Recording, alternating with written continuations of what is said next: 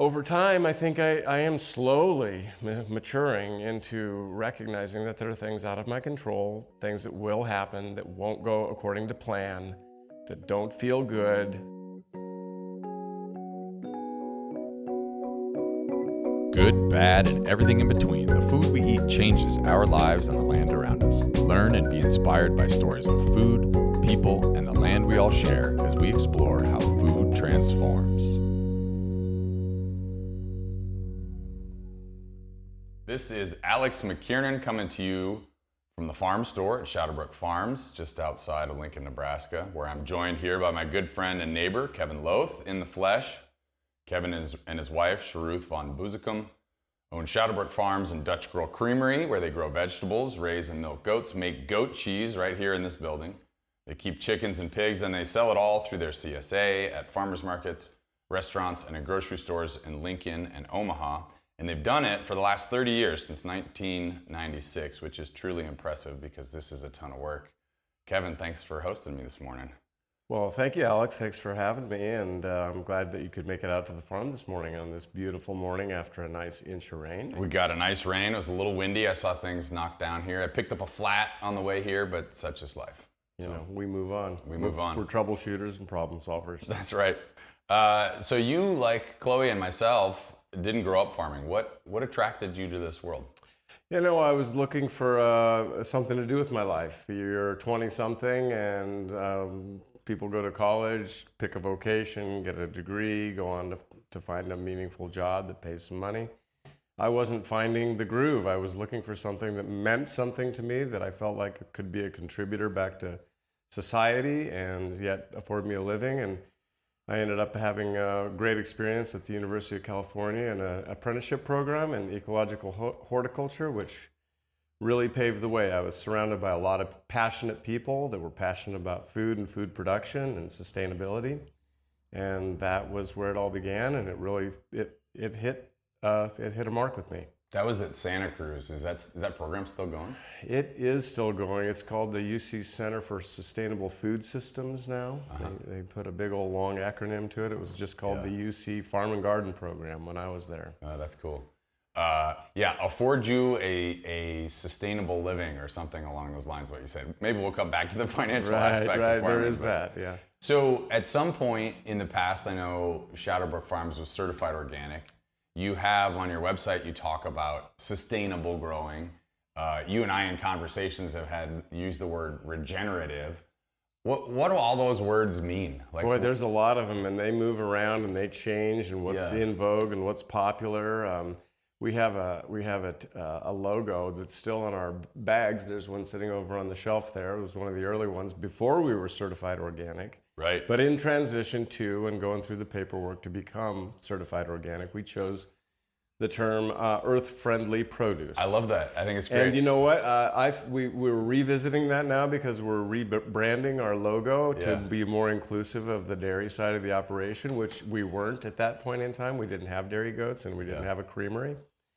And so we were batting around. Does that term go away or does it morph into something else? And we came up with earth-friendly food. Earth-friendly food. I was hoping you were going to say that. I love it.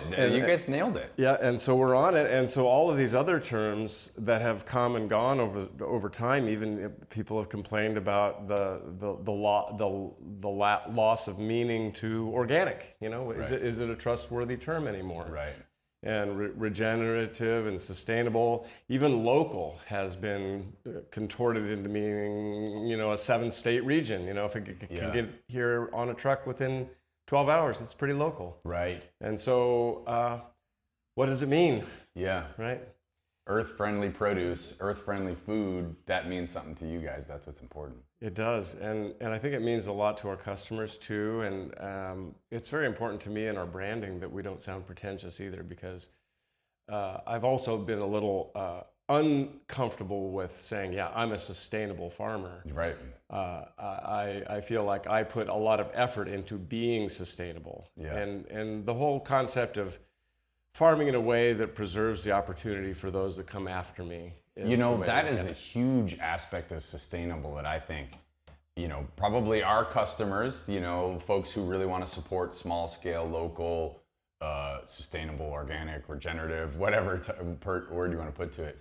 Those customers, oftentimes they do. They say, well, you're a sustainable farmer. And then they point to other farmers in the area who are maybe, conventional row crop growers and say, those aren't sustainable. And the first thing I think is, well, they've been doing this for 4 or 5 generations. Right. I just barely started. So financial sustainability Absolutely is a big part of it. And boy, that's hard in our business. Financial and physical. Like, this is hard on your body and it's hard on your wallet. They have commonalities. We grow things in the soil, and we use water, and we're working with horticulture and plants, and we're working with weather and climate change, and we're working with all of these things. We have those things in common, but there's a lot of things that are very different in a row crop agronomic kind of setting with traditional Midwestern crops, Nebraska crops. Big producer of breadbasket type of grains, corn and soy being the 2 big ones, but some small grains in there too. And I cringe when I hear those comparisons about those farmers. I feel like we are in this together,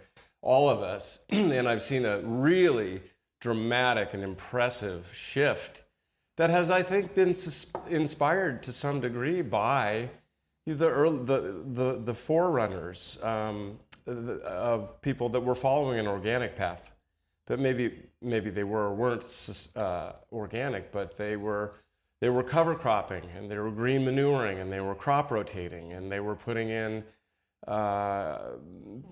they weren't using pesticides that would contaminate, or herbicides that would contaminate waterways and so forth.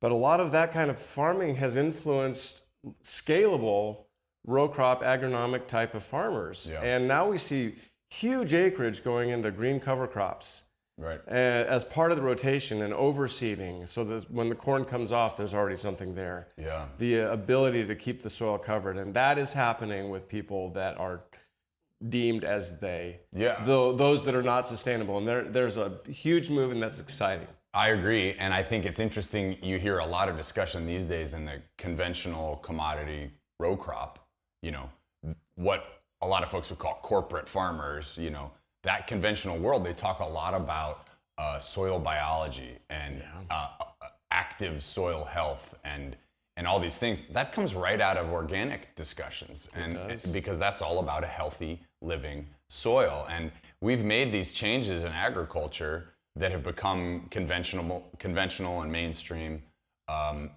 And a good buddy of mine from college, who's an economist, and he would say every choice is a loss. And it's like it sounds like an awful statement, but when you stop and think about it, it's kind of like pushing back against this grass is always greener mentality that I think everybody has to some degree.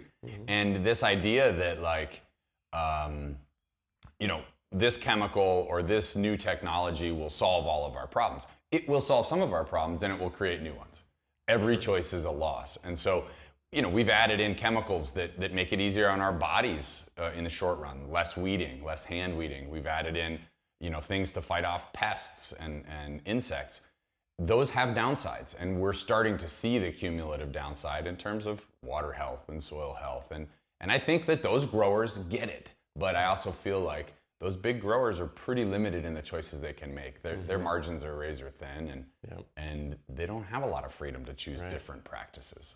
No, I know. I can just real quickly think of several farmers that are doing these kinds of very interesting biologically minded farming practices. They're inoculating seed. They're pulling extracts out of compost piles that are seeded into oats and taking the exudates out of that root zone on the top of a compost pile, and then not fermenting, but biologically activating that in tanks that are then pre-treating seed that's put out into the fields. This is really sophisticated stuff that a conventional farmer is doing, that does plant green manure crops, cover crops, and does burn them down with herbicides. Yeah. Do I judge this fellow? No, only in a positive way. Well, again, you need a lot of tools in your toolbox, and I think all of our goals should be to reduce the off-farm inputs that we have, right? If we're going to build a sustainable or regenerative or whatever term you want to put to it system, that means reducing what you have to bring into that piece of land. And the neighbor that you're talking about, does a great job of trying to find the right mix. So. He does, and I think all phases of agriculture have to have that discussion. I didn't mean phases, but all types and styles of agriculture. You're in a group called Ranching for Profit, if I remember right. Mm-hmm. Mm-hmm. Well, ranching on all scales is challenging. I've not done it personally, but my eyes are always open, my ears to the railroad track. I pay attention to people's struggles and triumphs. And I know that if you're in a group like that and it's nationwide, that it's an issue that people are contending with and making better choices by collective wisdom. Well, and I think that is absolutely key. One of the phrases that comes out of that group is the answer is in the team, which I love. Mm-hmm. And it's this opportunity to sit down with a bunch of your peers from all over the country that are trying to run similar businesses to you, which is livestock on the landscape. And we all face different challenges, but there are some core themes. And the best thing is if someone can give you honest, thoughtful, caring feedback to help you reach your goals. And that's what comes out of that group. And I think the take-home point for me, no matter what kind of agriculture you're in, it's all hard. There is so little we can control in agriculture because it's at the mercy of the weather and the landscape and the pests and the market. And so it's a no matter how you do it, whether you're small scale, quote unquote, sustainable or regenerative farmer, direct marketing your produce, or you are a massive scale, crop farmer, it's hard to make money doing it. It's hard. It's hard at all scales. And as a small operator, we have 10 acres dedicated to veg production. More than half of that is in a cover crop. So really, we only have about 3.5 acres planted to cash crop currently. Yeah.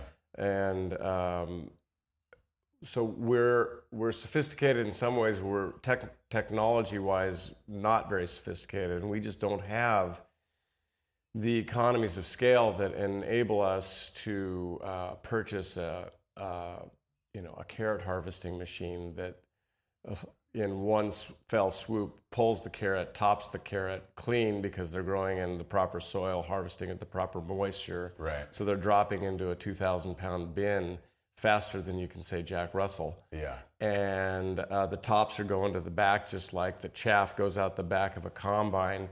Right. And it's hundreds of thousands of dollars going into those kinds of scalable operations, right, which have a place, by the way. I mean, it is not what I'm doing, but they have a place. We all like affordable carrots, and my carrots are a little bit expensive, and there's reasons why my customers choose to buy them from me. They are very good, and they are local, and local matters, and the local landscape matters. And so they have value as well. Well, and I think that's a key point for farms like ours or small direct market agriculture is about the quality of the product. So yes, there are large scale carrot operations that they're growing in the perfect soil for carrots, which is not here. Not on my farm. It the perfect moisture for carrots, the perfect operations for carrots, all of this massive equipment that can quickly pull those carrots out of the ground and get them ready for market. In order for that to work, the carrot has to fit into the harvest and production system. And so they often breed those specific carrots to meet those specs. We do the same thing with tomatoes or all these other sorts of crops, that they are bred and created for the transport and distribution. Whereas here, what you're doing is growing a carrot that is made for eating and made for being delicious and nutritious. And so it is a totally different product. It's not carrots to carrots. It's a much fresher product that's different. And that's part of what people get when they buy from direct local producers. Even a green top carrot. I have had experiences where I've gone to the market, gone to the grocery store and purchased a green top bunch of carrots that actually had some flavor, but more often than not, they do not. Yeah. And they're perfectly uniform in length and girth at the top to the bottom. Right. And they don't have the flavor that my carrots have. Right. Yeah. But they're a lot less money. They're a lot less money, and they don't taste as good. So what's the point of eating? Why do we eat, Kevin? If you want a good tasting carrot, then you find your local farmer that's selecting his varieties or her varieties. Yeah. And raising them and harvesting them and doing all the post-harvest handling things that are required, because there are many, many steps to all of this. Sure. My carrots that I'm harvesting, yesterday we pulled out two 200-foot beds, the equivalent of a quarter mile of row length. Yeah. And they're in 20 boxes in my walk-in now, just ahead of the damage that is soon to come from the rust fly. Those carrots were planted on March 17th. Yeah. They went through multiple killing frosts. Yeah. They lived. This is 2 years in a row that I've done this. Yeah. We're rewarded, but it's dodgy. There's risk involved. I don't need to go to the Warhorse Casino a mile and a half away from us here to gamble. No. I do just fine with that on Shadowbrook Farm. Farmers are the original gamblers, are Yes, they we not? are. Yeah. So what is that like perfect crop that you're still not able to grow, that like you just haven't figured out in all these 30 or 40 years of being a grower? Oh gosh, is there a perfect crop? I don't know. I like them all. I really like storage and nutritious crops. We grow a lot of salad mixes, and Yeah.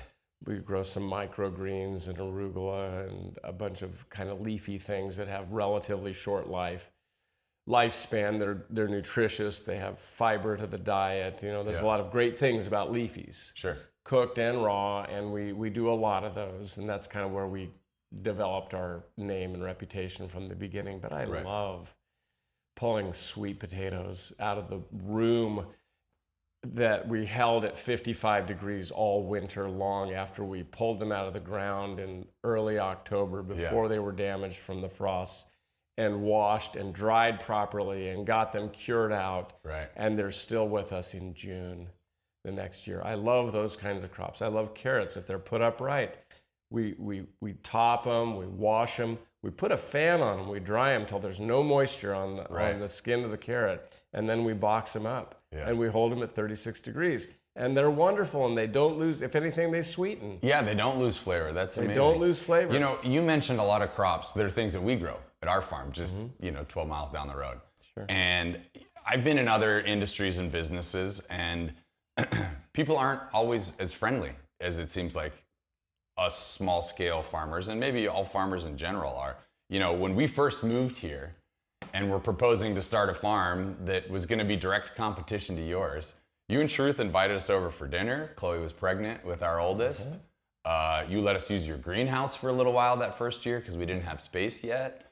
I don't feel like I get that kind of treatment in other industries. Like there's a lot more competition. It's more cutthroat. Why is it friendly like that? You know, that's a really good question. I feel like we have always maintained an open door policy. If you asked me what varieties am I putting in my salad mix, where did I get my seed, you know, what's worked, what hasn't worked, we've always been open door.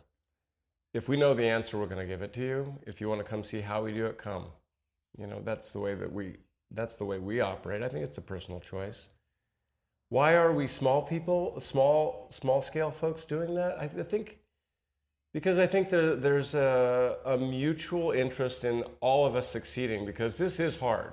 What you folks are doing at Robinette, the way you've chosen to pivot to find that sweet spot with economic sustainability within this thing, the whole way that you've opted to work with so many other producers through your your networking and your marketing scheme, it's brilliant and it's wonderful and it's adaptive, and I want to see you succeed.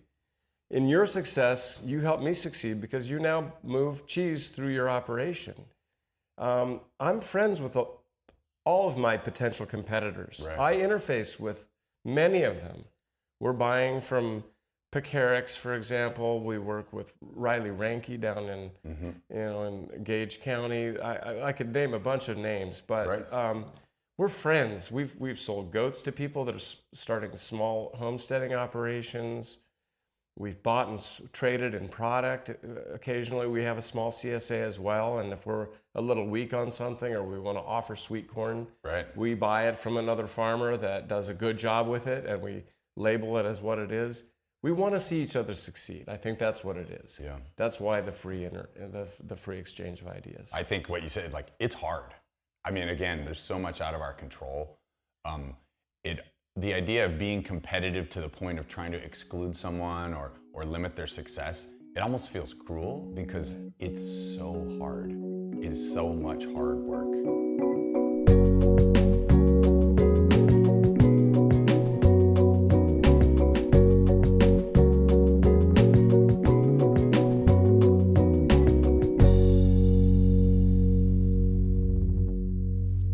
Can I ask you guys some questions? Sure. Mostly about Kevin. Okay. So I'm here with the crew at Shadowbrook. We're out in the fields. They're harvesting beautiful radishes, bunching them up, trying to get the mud off after our rain last night. And I'm just wondering what they're going to be when they grow up. I don't want to have a career. No career. Okay. So that's okay. So you don't want to be a career man. What do you want to be? I'm really not sure. But I like, I want to find out when I get there. All right. I like it. Work that into phrasing as a positive statement, and you will get there, my friend. What are you going to be when you grow up? I want to be someone who's working in conservation and environmentalist and still making art to tell people about it, hopefully. I like that. That sounds great. All right, last one. What are you going to be when you grow up? Hopefully a hydrologist, but honestly just anything ecological related. Nice. I was a hydrologist, and then I became a farmer rancher. Kevin, your turn. Come here. What are you going to be when you grow up? I'm Peter Pan to the bitter end.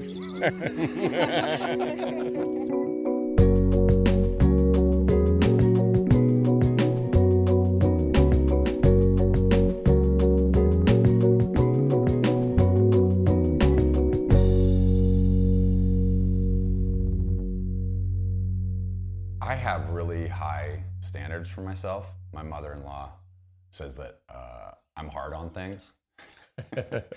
She's right. She's right. I'm hard on myself.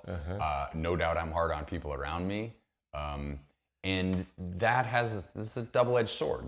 In some ways, I feel like that's allowed me to pursue and do things that I'm proud of, that I've worked hard for. But it also is a pressure that you put on yourself that's pretty intense. And it has downsides, for me personally, I think. Also for people around me, like my kids. I'm probably too hard on my kids. Yeah. And I try not to be, but it's just baked into who I am of high standards, Yeah. And I've noticed that with you too. You are a bit of a perfectionist in some ways. Is that true? And how does that manifest in the work that you do? It is true, and I'm hard on things as well. And some of those things are not things, they're living, breathing, emotional, intellectual creatures that we call our friends and family, and it's tough. We're tough people. We're also very soft people. Yeah. We have deep hearts. So it's productive, and then yet it can be it's a working on point. Yeah. And I am who I am. You are who you are. Yeah. We're both aware of that, so that's a good starting point. I think my folks also instilled in me a very high sense of responsibility to do the best you can with what you've got. Yeah. I think in the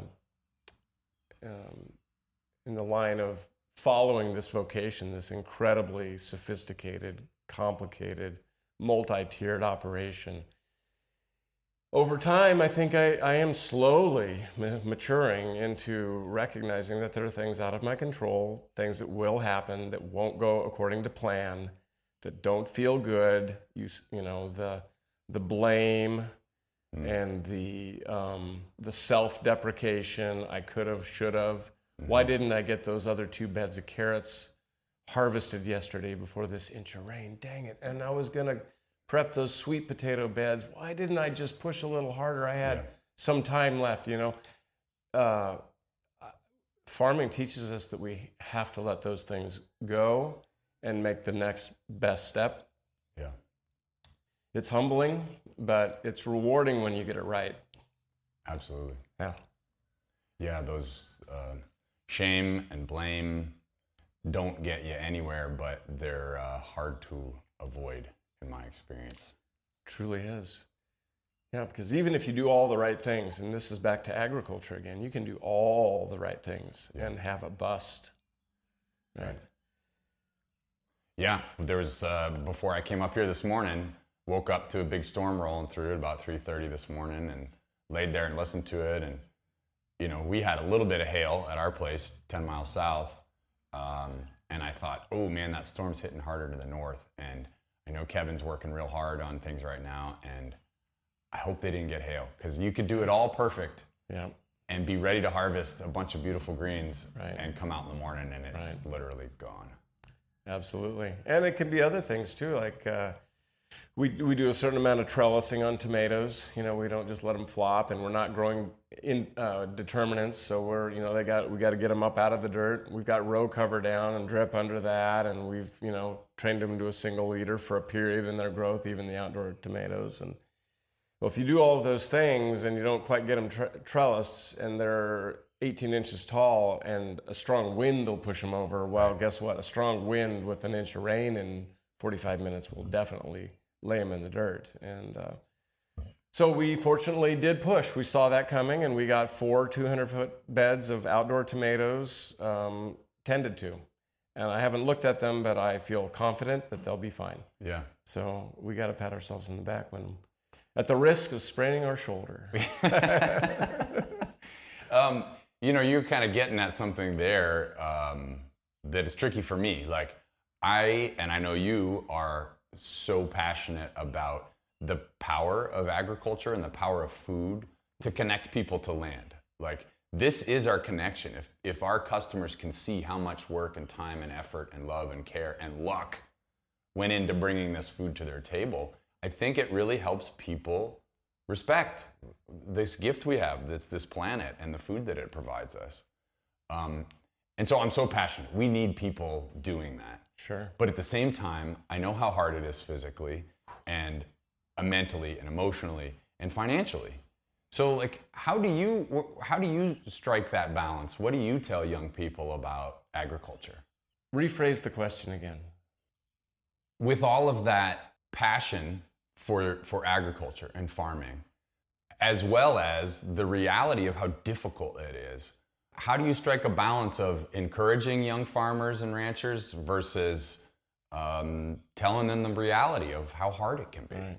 How do you strike that balance? I think that there's a couple of things. I think being able to pivot, knowing that you will have to shift and make revisions along the way, such as, you know, we used to be so diversified, even within the vegetables, never mind goats and pigs and chickens and all these other things in marketing, that we weren't doing a great job with some of it. And I don't know if we coined the term or borrowed it, but we came up with the concept that diversification lends itself to disasterification. Yeah. If not well managed. Right. So one of the things we've had to do, we've done intentionally, is we've streamlined.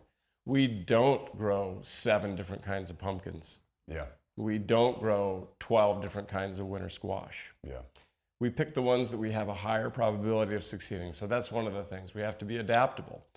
What I tell the young farmers, we have a couple right now that are working for us that are just wonderful, you know, young adults that are very excited about what they're learning here. And sometimes I get the feedback that maybe I've shared a little too much, that I'm too much of a Debbie Downer. You know, this is so hard that like if you've got drift here, what about me and my family's farm? We're surrounded by chemical agriculture. There's no way I'm going to have any success. Yeah. Because I've shared some tough realities about farming, and some of those are economic, and some of those stories are not very happy. Yeah. But you have to maintain a certain amount of hope. And well, one of the things we've done, back to carrots again, is you ask my young farmers down there, what are the risks of carrot operation prior to harvest? And they know the rust fly, because Kevin's told them that the rust fly is coming. And if we do what we need to do, we'll be rewarded. And this is how we'll avoid the pressure. Yeah. by doing timely work and doing it well. So there has to be some optimism, but we do share some of the dire, difficult things about finances. They're not all rosy, but we have to be willing to let go of some things that just don't make any sense anymore. Knowing all that you know now, would you do it over again? Would you become a farmer? Yeah, that's those questions always come up, and of course you don't get the do-over. No. But I think I would, because we are passionate people, and I would have been required, my being would have required me to do something with my passion. Yeah. So we haven't been as well rewarded economically as we could have been if I'd have chosen a different vocation. Sure. If I'd have exclusively focused on being a general contractor, I think it's likely that I would have done financially better, but I wouldn't. And I am passionate about building as well, so that's not an either-or scenario. But I was then, and I still am passionate about farming, and so I think the answer is yes, I would. What's next for Shadowbrook and Dutch Girl Creamery? Yeah, we talk about this often, Sharuth and I. Waking moments in the morning, end of the day, if we still have the wherewithal to have a civil conversation. We get overdone. We're a short day for us is 12 hours, pretty easy. And but what's next? So one of the things we do talk about is the fact that we are aging. The bodies are getting tired. The relentless pace of having so many balls in the air at all times. We'd like to scale it back, bring it into a level that's fun more of the time.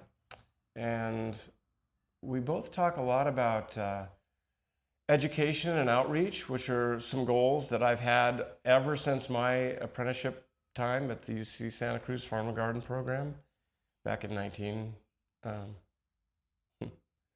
wow. Way back. Yeah, way back in the day. I remember the days. No, way back then, I always had this idea that I was so changed in my early 20s by having this apprenticeship program, which was one of the best in the country. And I was fortunate enough to have that opportunity to go through it, that we should have something like that in the Midwest. Now, that's a big want. Maybe something a little more modest than that, but I love where we are, the quality of the soil, the diversity that we have. We're accessible. We've had many school groups. The last couple of years, we've had 4 bus loads of middle schoolers from Dawes and Mickle, and a couple other schools come out because we're easy. We're 13 minutes from the city-county building. We've got space for a few buses, and we've got pigs and chickens and goats, and we've got cheese to taste and ice cream to eat and fields to look at, and we're interesting. We're a one-stop shop, and I think we can really offer a lot back to our community, which is also very, very important to us. This is what we set out to do.